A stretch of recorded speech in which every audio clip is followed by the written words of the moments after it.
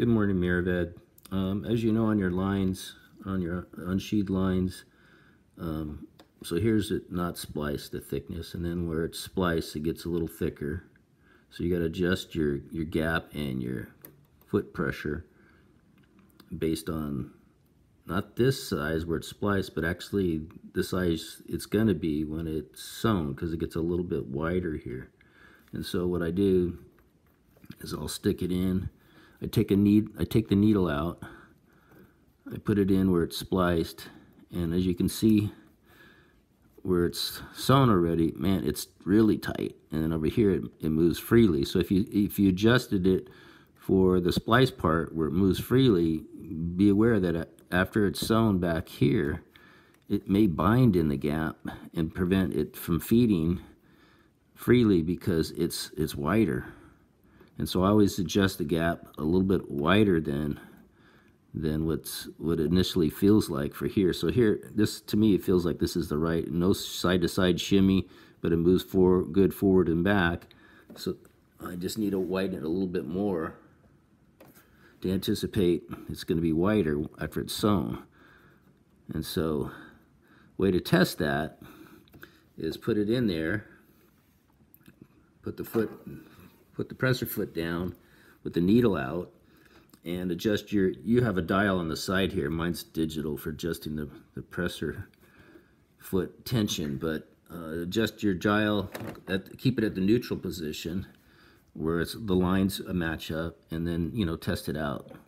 Go ahead and run it and see. And I always hold a little resistance and let it pull it through my fingers. If it doesn't pull through my fingers, then it's the tension isn't right, and you'll adjust your dial over here so that you can have a little bit tension on it with your fingers, and it'll pull it through your fingers just fine. So what you'll find, let me do something. I got it. My machine knows I have no thread in it, and it's stopping and saying I need to put thread in it, but I don't want that way. Okay, now it'll work. So I hold a little bit tension here, and it's pulling it through my fingers. That's good. But I can actually stop it from moving, so that means I need a little more foot tension. So I'm going to put a little more foot tension. I'm going to bump it up a little more so it's tighter. And I'll do it again, and it should pull it. And if I squeeze my fingers a little bit tighter, it's still pulling it. And that's a good tension right there, because I have a little bit of tension on my fingers, and it's still pulling it through my fingers. And if I loosen the tension on the presser foot right here, and I do the same thing, I can hold the thread from moving. It's not moving at all. The line, I mean, I can hold it. And so that means I need more foot pressure. So I'll up the foot pressure, and now I get it to right there. I pinch it,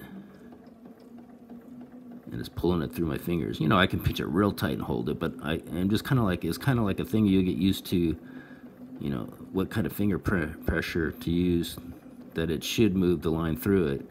And that's how you test all your lines beforehand. And that's what I have on the spreadsheet, the settings. And that's a good place to start, but it doesn't necessarily mean that's what it's going to be for your machine, because they're all slightly different. Hopefully that helps you with the tension to set on your dial over here for your foot pressure.